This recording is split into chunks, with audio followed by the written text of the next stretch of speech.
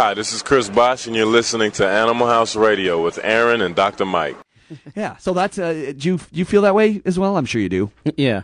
Probably one of the most important things that I don't think people think about when they get a pet are all the vaccines that are required to get them fully protected. Most of them will buy them from a pet store, pay several $100s for them, or thousands, yes. And then when they come into a veterinary clinic, they don't realize that each time they come in, 3 sets of vaccines, dewormings, some of those medications, so they're paying less for that type of service, but yet they've just spent $2,000 to $3,000 at various pet stores. Right. And then you come in and you throw a $70 or $80 vaccine, and they're going, "What? I can't afford that." I'm like, "Wow." Yeah. That is a huge frustration because we're here for these animals' best interest, and we're trying to do things in their best interest. And I can pretty well guarantee you, when the pet store sells you a pet, they're not following you. I mean, they don't call you every day to see how the pet's doing. So once the pet's gone, it's let's get a new pet to sell. And yet people are spending exuberant amounts of money, and of course the mixed breed poo generation dogs. It's unbelievable. I mean, we're getting people buying mixed breed dogs. As much as I love them, I think they're great. And to tell you the truth, I think they're worth the money. But wow. We're paying thousands of dollars for a mixed breed dog. I mean, but when I was a kid, $49 at a flea market would get you anything you want, purebred or mixed breed dog. So I find that frustrating that they're spending all this money on mixed breed dogs, and then they come into us and they've been no money there. They've blown it all on the dog, and don't realize it needs to be protected. I mean, it's like having a child and can't afford to put them in diapers. You have to think about those things before you have children, and thankfully most people do, but some people don't.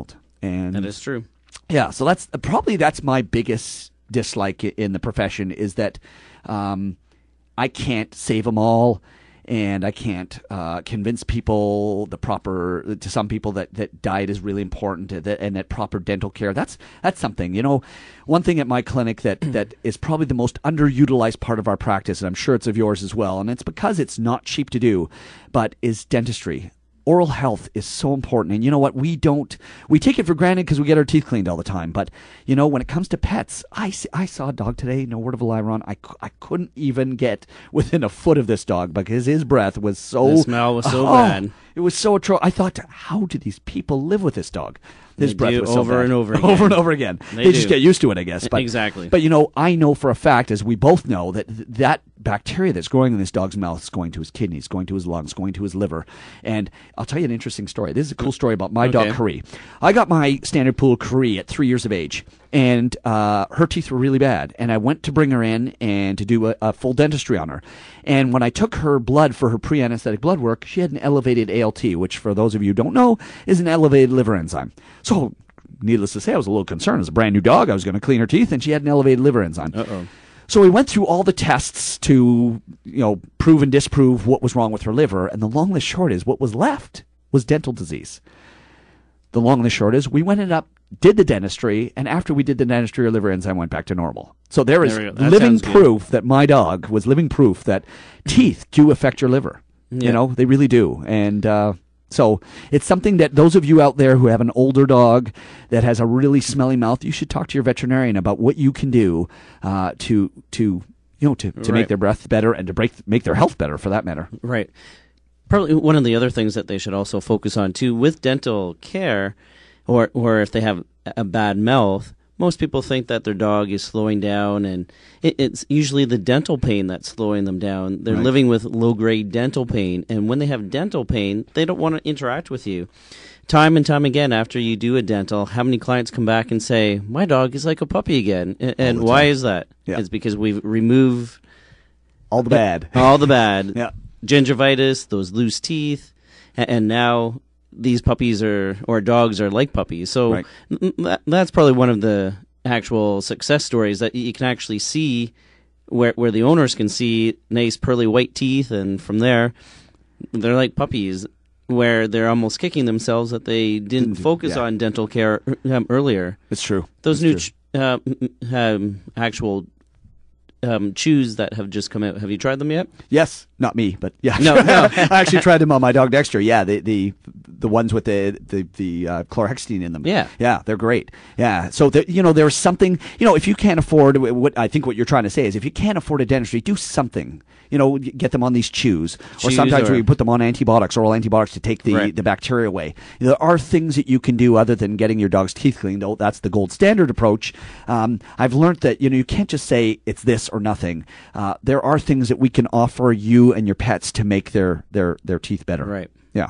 Now, one thing that Richmond and Janelle were sending me a little message here saying that we should talk about, which I didn't realize is maybe people are interested, is what kind of schooling do we go through? I don't know about you, but I did an honors Bachelor of Science in neuroscience for 5 years, and then I did vet school for another 5. So I was a 10-year veteran of schooling. Wow, that's a long time. I did it in 9 years. I did a BSc at Guelph and then the DVM program for 5, yeah. So it's a long time. It certainly is. And they teach us, what people don't realize is that even though you and I are small animal veterinarians, when I graduated, I knew just as much about horses, about cows, as goats, sheep, pigs, as I did about dogs and cats. Exactly. They teach you literally everything. So, kind of neat. Yes. Now, finally, last topic before we go. What do you think are our responsibility as veterinarians? How do you feel that, what do you feel that it's our responsibility to do as vets to the public? One is to actually try and get out the education about the risk factors of different parasites, things that can actually cause sickness in them, to give them as much information and to also give them more learning tools. Right.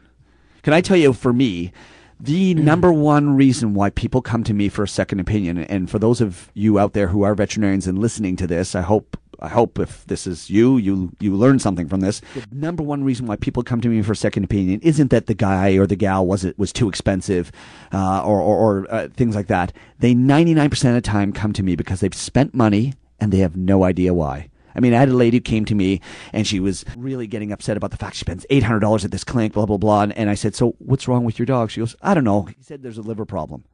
And I thought, wow, that's it? That's what you got for your, $700, $800. So I think it's really vital that veterinarians, like you said, educate the clients. I know for me, I don't feel good unless my clients know exactly what's wrong with their dog or cat.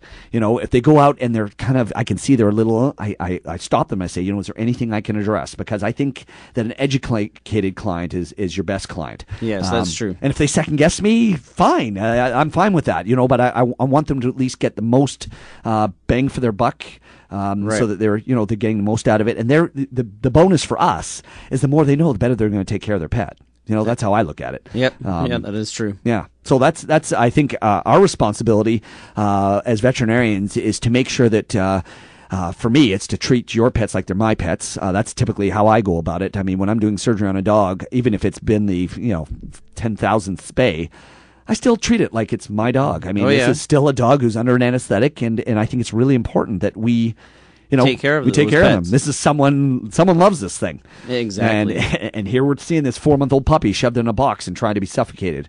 The sad thing is that almost comes across as a Jeffrey Dahmer thing to me. You know what I mean? Like, this guy must be really, or gal, I hope it's not a gal, but someone out there just was not thinking at all. I mean, that really sickens me to hear about that story.